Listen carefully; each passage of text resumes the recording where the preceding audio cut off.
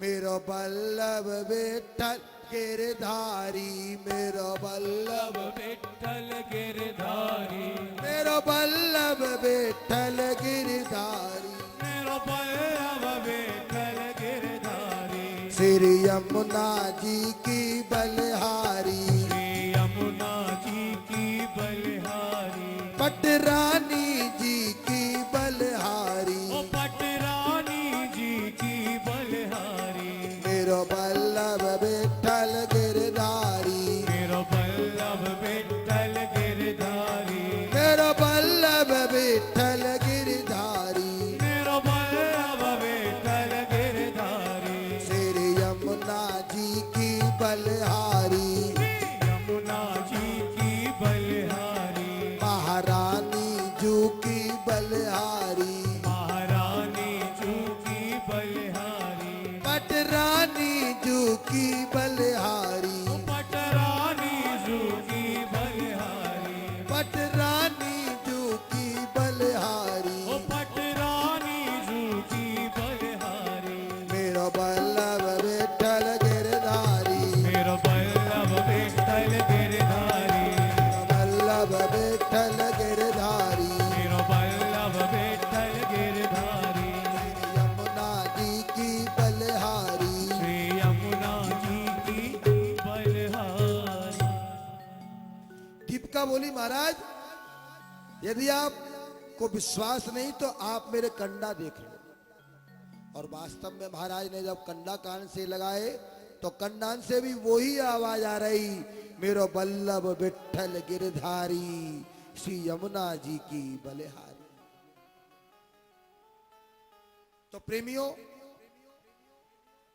यदि क्रिया करते करते, काम करते करते भी भजन होगा तो वो भजन भी हमारे लिए सार्थक होगा, पुण्यदायी होगा, मंगलकारी होगा।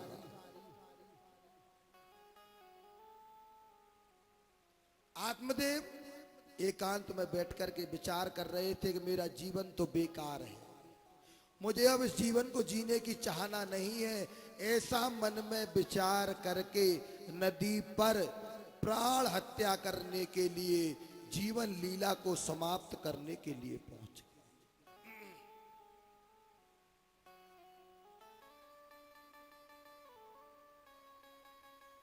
जाकर के एक पेड़ की डाली में दुपट्टे का एक छोर बांध दिया, दूसरा छोर गले में बांधने जा रहे थे। सामने से संत भगवान आ गए। ओम नमो नारायण, ओम नमो नारायण, ओम नमो नारायण। ब्राह्मण को प्रणाम किया। ब्राह्मण ने संत महापुरुष को प्रणाम किया। दोनों ने एक दूसरे को प्रणाम का अभिवादन दिया। संत महापुरुष पूछने लगे, ब्राह्मण देव क्या कर रहे हो? बोले, महाराज जीवन लीला समाप्त करने जा रहा है। क्यों? बोले, महाराज मेरे संतान नहीं है और शायद अब बुढ़ापे में होगी भी नहीं, इसलिए मैं जीवन लीला को समाप्त करने जा रहा हूं। संत महापुरुष बोले, रुको रुको जरा 2 मिनट तो रुको। संत महापुरुष ने ध्यान लगा करके देखा, पसीना आ गया संत महापुरुष को। उस ब्राह्मण के भाग्य में एक जन्म तो क्या, 7 जन्मों तक कोई संतान नहीं थी।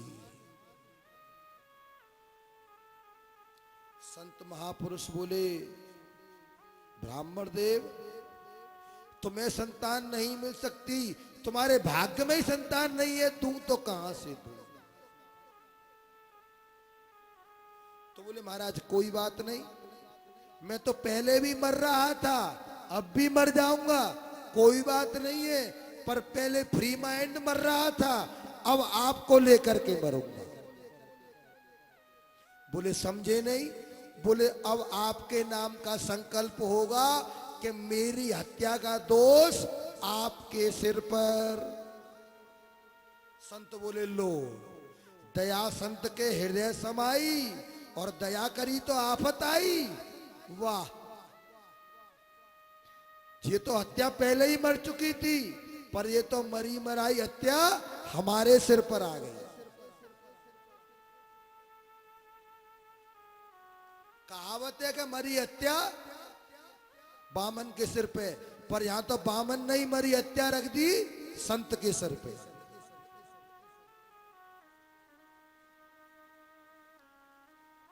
संत महापुरुष ने सोचा अब तो मामला गड़बड़ाएगा, ब्राह्मण की ब्रह्म हत्या का दोष लगेगा, बहुत भारी दोष है, कहां तक झेलूंगा। झोली में हाथ डाला, एक फल निकाल और कहा ब्राह्मण देव अपनी पत्नी को दे देना और कह देना इसको खा ले, उस पर नारायण कृपा करेंगे। संत का आशीर्वाद है, तुम्हें संतान की प्राप्ति हो। संत फल को देकर के चले गए।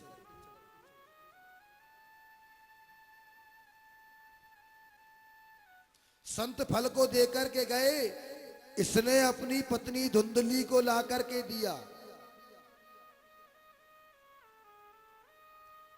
धुंधली फल को सामने रख करके बैठी है।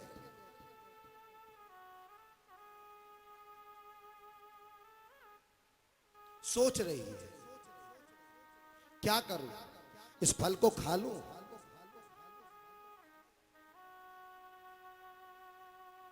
बोलो कृष्ण कन्हैया लाल की। कभी कभी जयकारे भी लगवाने पड़ते हैं सोने वालों के लिए, जो लोग सो जाते हैं सहारा लेकर के, उनके लिए।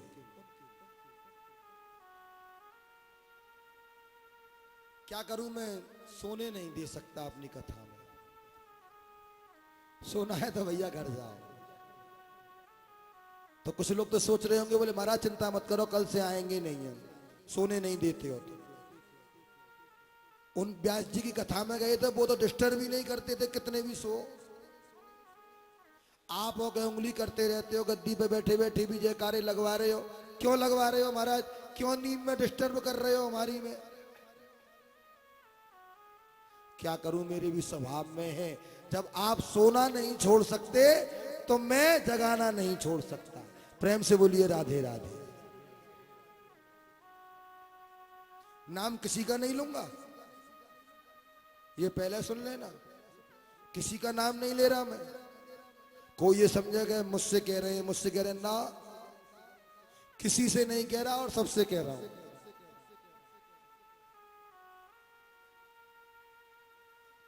आत्मदेव ने फल ला करके पंडितानी को दिया, ब्राह्मणी को दिया।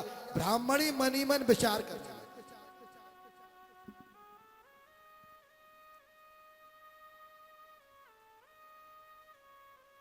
यदि मैंने ये फल खा लिया तो मैं गर्भवती हो जाऊंगी, और मैं गर्भवती हो जाऊंगी तो मेरा पेट बढ़ जाएगा। राधा रानी ने थोड़ी देर सब्र करो।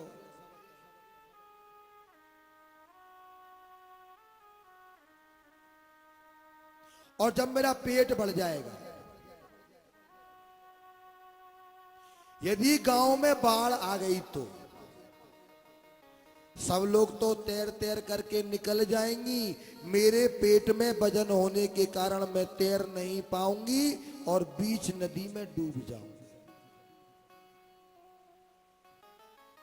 मैंने यदि ये फल खा लिया, मैं गर्भवती हो गई तो इस गांव में यदि आग लग गई, सब लोग तो अपना सामान ले ले करके भाग जाएंगी, मैं गर्भ बड़ा होने के कारण भाग नहीं पाऊंगी और यहीं जल करके मर जाऊं।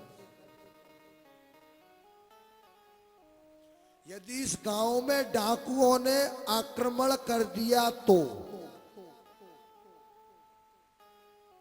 सब लोग तो अपना धन बचाने के लिए जंगलों में भाग जाएंगे, मेरे पेट में गर्भ होगा, मैं कहां भागूंगी, मेरा तो धन भी चला जाएगा और मेरे प्राण भी चले जाएंगे, मेरे हाथ कुछ नहीं आएगा।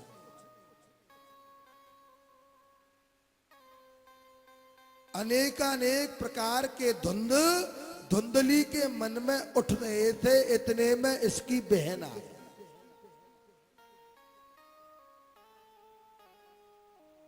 बहन ने आकर के बहन को समझाया, बोले बहन किस चिंता में है? बोले तेरे जीजाजी फल लेकर के आए हैं, फल से बच्चा पैदा करा रहे हैं आजकल तेरे जीजाजी।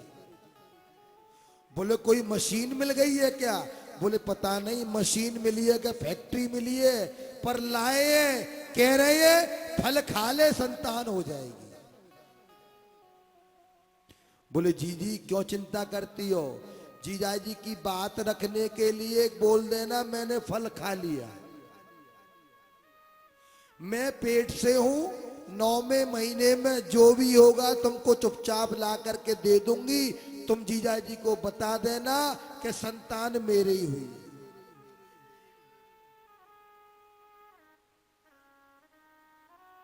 बोले इस फल का क्या करूं? बोले इसका भी परीक्षण हो जाएगा। इस फल को जो आंगन में गऊ बंध रही है उस गऊ को खिला दो।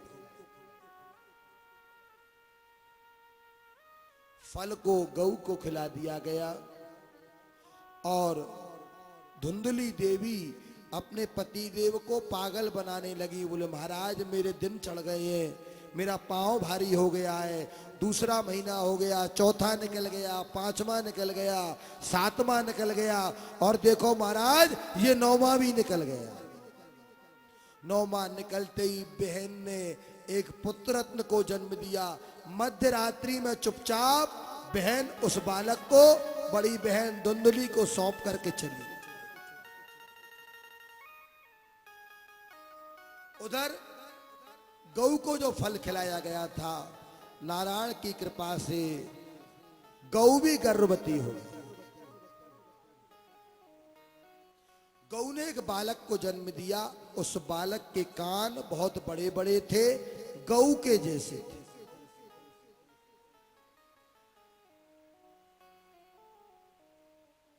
आज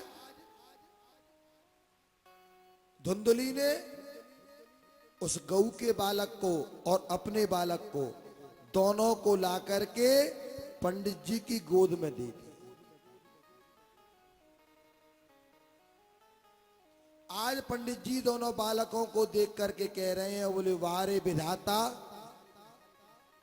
कुछ दिन पहले कैसा समय था कि मैं संतानों के बिना अपनी जीवन लीला समाप्त करने जा रहा था, और आज तेरी कैसी कृपा है कि एक छोड़ तूने 2-2 संतानें मेरी गोद में दे दी। धुंधकारी के पुत्र का नाम, धुंधली के पुत्र का नाम धुंधकारी रखा गया और गऊ के बेटे का नाम गोकर्ण रखा।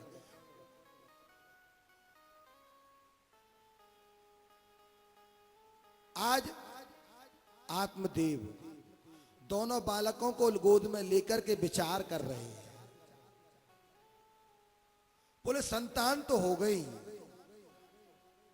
पर संतान न जाने ये क्या बनेंगे। हर माता पिता की यही चाहना रहती है हमारा बच्चा बड़ा होकर के न जाने क्या बने, पर संत कहते हैं जननी जने तो भक्त जन। जननी कहते हैं मां को। एक मां गर्भ से थी तो बोले महाराज मेरे क्या होगा? बोले देखो आप जननी हो और आप कुछ जन्म देने जा रही हो। तो संत ने क्या कहा उस जननी से? बोले जननी जने तो भक्त जन के दाता के सूर। बोले हे जननी, यदि कोई पुत्र को जन्म दो ना तो ऐसा देना जो कि भक्त हो, तुम्हारा नाम कर दे। जननी जने तो भक्त जन के दाता के सूर, और नहीं तो जननी बांझ रहे व्यथा गवावे नूर। अरे विधाता, दोनों संतान तो दिए, पर इनको क्या बनाओगे ये मुझे नहीं मालूम। ये भक्त बनेंगे या शूरवीर बनेंगे या दुष्ट बनेंगे, ये तो विधाता आप जाने।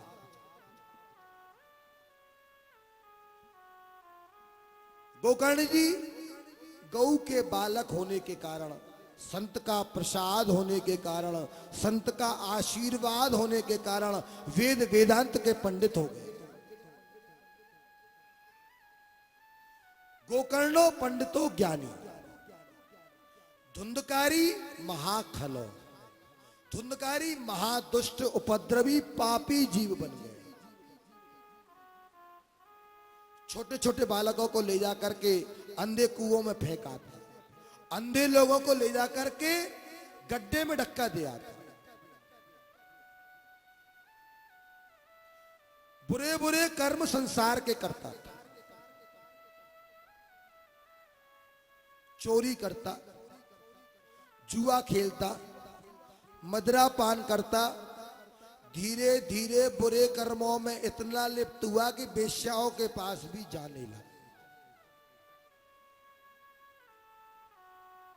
वेश्याओं के साथ गमन करने लगा। जब घर का धन समाप्त हो गया, अपना धन समाप्त हो गया, तो माता पिता से कहा कि बोले जितना घर धन में है, घर में जितना धन है सब निकाल करके दे दो।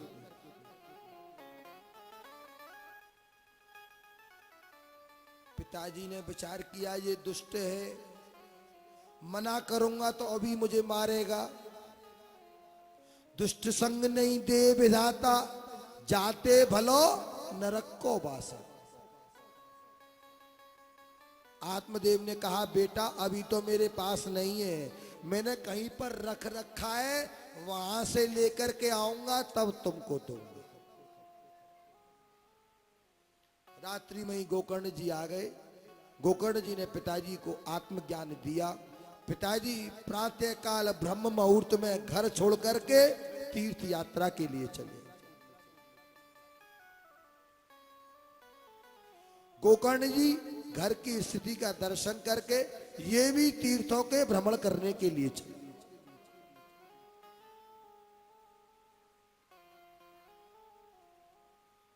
घर पर दो लोग रह गए, धुंधली और धुंधकारी। धुंधकारी ने एक दिन अपनी माँ का गलेवान पकड़ लिया, बोले माँ धन दे, मुझे धन चाहिए। माँ बोली बेटा अभी तो नहीं है, तुझे बाद में दे दूंगी, चिंता मत कर। धुंधली समझ गई यदि शाम को धन नहीं दिया तो बहुत मारेगा, चुपचाप जाकर के अंधे कुएं में कूद करके अपनी जीवन लीला समाप्त कर। घर पूरा खाली हो गया, केवल घर में धुंधकारी है और कोई नहीं।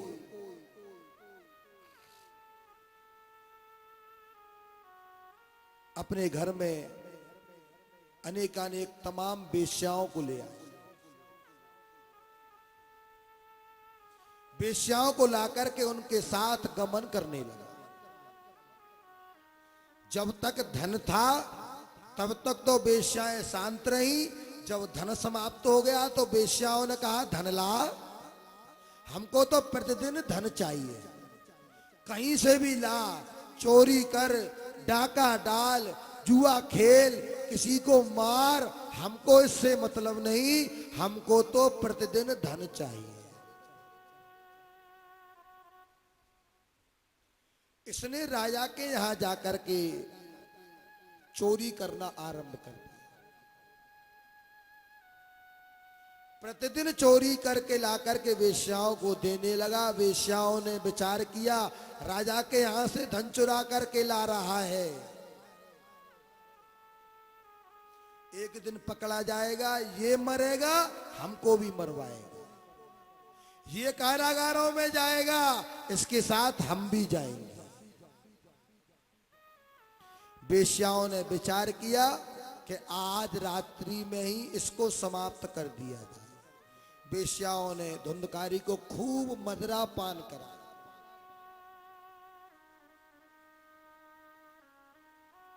मदिरा पान करा करके जिस पलंग पर इसको सुलाया उसी पलंग से चारपाई से बांध दिया और बांध करके इसके शरीर पर, इसके मुख में जलते हुए अंगारे डाल दिए। जब जलते हुए अंगारे इसके शरीर पर डाले गए, ये तड़प तड़प करके वहीं मर गया। इसकी जीवन लीला उसी चारपाई पर समाप्त हो।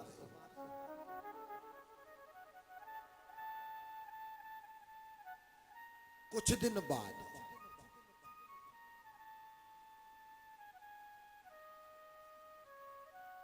जब गोकर्ण जी तीर्थ यात्रा करके लौटे, अपने घर पर आए, घर में आकर के अपने घर के आंगन में चारपाई बिछाई, चारपाई बिछा करके लेटे। जैसे ही आंख लगी, एक काले रंग का भैंसा मुंह फाड़ करके गोकर्ण जी की ओर दौड़ा। गोकर्ण जी की आंख खुल गई, देखा तो कोई नहीं है। अब की बार पुनः सोए, एक विशालकाय सिंह का रूप रख करके मुंह खोल करके गोकर्ण जी की ओर दौड़ा।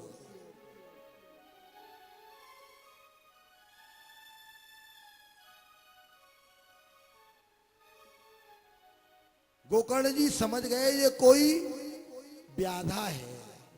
कमंडल से जल लिया, गायत्री मंत्र पढ़ा और पढ़ करके जैसे ही छींटा मारे, सामने थर थर कांपने लगा। गोकर्ण जी कहने लगे, तुम कौन हो? अपने असली रूप में आओ। ये कहने लगा, अहम भ्राता त्वदीयोऽस्मि धुंधकारीति नाम तो स्वकीनैव दोषेण ब्रह्मत्वं नाशितं मया। अरे भैया, अहम भ्राता त्वदीयोऽस्मि, मैं आपका भाई हूं, छोटा भाई। बोले कौन सा भाई? बोले धुंधकारी ते नाम तो। बोले धुंधकारी नाम का एक भाई था ना आपका? बोले हाँ हाँ था तो सही। बोले तेरा ये हाल कैसे हो गया? बोले स्व की नैव दोषेणो, बोले स्वयं मैंने जो कर्म किए ना, जो दोष किए, माता पिता को मारा, संतों को कष्ट दिया, ऋषियों को कष्ट दिया, प्राणी मात्र को कष्ट दिया, उनके कारण मेरा ब्रह्मत्व समाप्त हो गया और मैं प्रेत बन गया।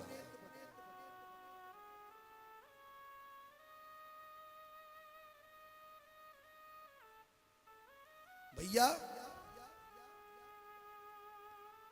मैं बहुत बड़ा प्रेत हूं। माता पिता को मारने के कारण मेरा ये हाल हुआ है। जो बच्चे माता पिता पर हाथ उठाते हैं, माता पिता से ऊंची आवाज में बात करते हैं, उनको विचार करना चाहिए कि वो क्या कर रहे हैं।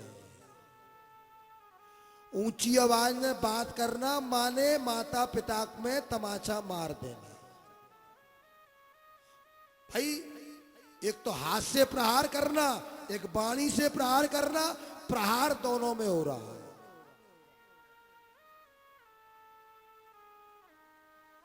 उन बच्चों को विचार करना चाहिए कि वो क्या कर रहे हैं। हाथ से नहीं मार रहे हो तो कोई बात नहीं, वाणी से तुम छोड़ भी नहीं रहे हो। वाणी बोलने से पहले बच्चों को सोचना चाहिए कि हम क्या कर रहे हैं। पर आजकल के बच्चे नहीं सोचते।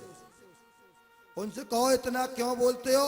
बोले आपको जवाब नहीं देंगे तो फिर आपको मालूम कैसे पड़ेगा।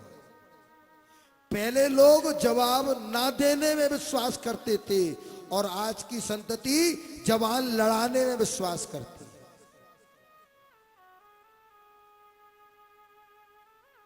पर एक बात याद रखना चाहिए वर्तमान की संतति को भी, कि यदि जवान लड़ा रहे हो, लड़ा लो।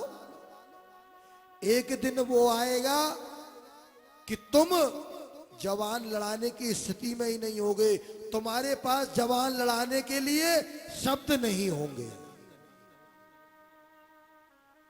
कभी कभी वो समय आ जाता है बच्चों से इतनी भारी भारी गलतियां हो जाती है कि उनका उत्तर और प्रत्युत्तर बनता नहीं है।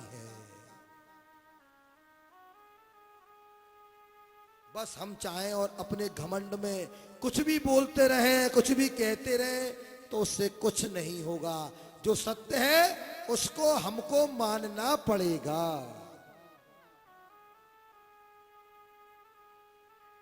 गोकर्ण जी बोले, धुंधकारी, मैंने तेरे गया श्राद्ध किए, ब्रह्म कपाली की, तेरे तर्पण किए, तेरा जलदान किया, तेरी मैंने सपिंडी की, वो सब कर्म कहां चले गए?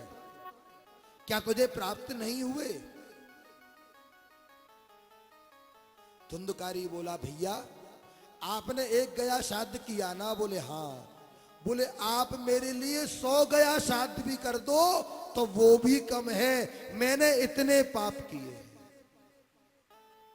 जो बच्चे माता पिता को मारते हैं उनकी मुक्ति 100 गया श्राद्ध पर भी नहीं होती। और जो बच्चे माता पिता पर हाथ उठाते हैं उनको स्वयं मन में विचार करना चाहिए वो क्या कर रहे हैं। मां पर उठाया तो भी एक बराबर है और पिता पर उठाया तो भी एक बराबर है। यदि गलती से इस दुनिया से चले गए तो बेटा प्रेत ही बनोगे, इससे ज्यादा और कोई योनि प्राप्त नहीं होगी। इसलिए माता पिता को इस धरती का भगवान मानना चाहिए। क्या तुमने भगवान देखे हैं कभी? किसी ने देखे हो तो बताओ। पर भगवान से जो मांगते हो वो मिलता है और माता पिता से जो मांगते हो उनसे भी मिलता है, तो भगवान जैसे ही है ना। जब वो भगवान जैसे हैं तो उनको भगवान मानने में क्या जा रहा है? तुम जब तक धरती पर हो तब तक तुम्हारी हर मनोकामना को पूरी करने की माता पिता कोशिश करते हैं और यहां तक होता है वहां तक पूरी भी करते हैं, चाहे खुद बिक जाए, पर बच्चों की मनोकामना पूरी करने में माता पिता पीछे नहीं हटते।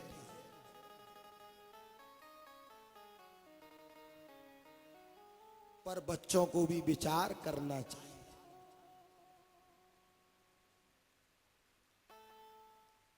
श्री गोकर्ण जी ने अपने इष्ट सूर्यदेव का ध्यान किया, प्रणाम करके उनसे निवेदन किया, सूर्यदेव मेरा भाई बहुत बड़ा पापी है, बहुत बड़ा प्रेत बन गया है, उसके लिए क्या करना चाहिए? सूर्यदेव ने श्रीमद् भागवत महापुराण की आज्ञा दी। गोकर्ण जी ने अपने ही घर पर श्रीमद् भागवत सप्ताह ज्ञान यज्ञ का आयोजन रखा। 7 दिन तक कथा चली। एक बांस में धुंधकारी ने अपना स्थान ग्रहण किया। प्रथम दिवसे प्रथम ग्रंथि भेदनम, द्वितीय दिवसे द्वितीय ग्रंथि भेदनम, तृतीय दिवसे तृतीय ग्रंथि भेदनम, सप्तम दिवसे सप्तम ग्रंथि भेदनम। इसी प्रकार पहले दिन पहली गांठ टूटी, दूसरे दिन दूसरी गांठ टूटी।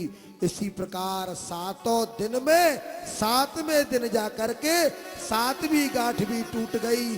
वो बांस में से धुंधकारी निकला, आकाश से विमान आया और धुंधकारी को लेकर के आकाश में चला गया। बोलिए भागवत भगवान की।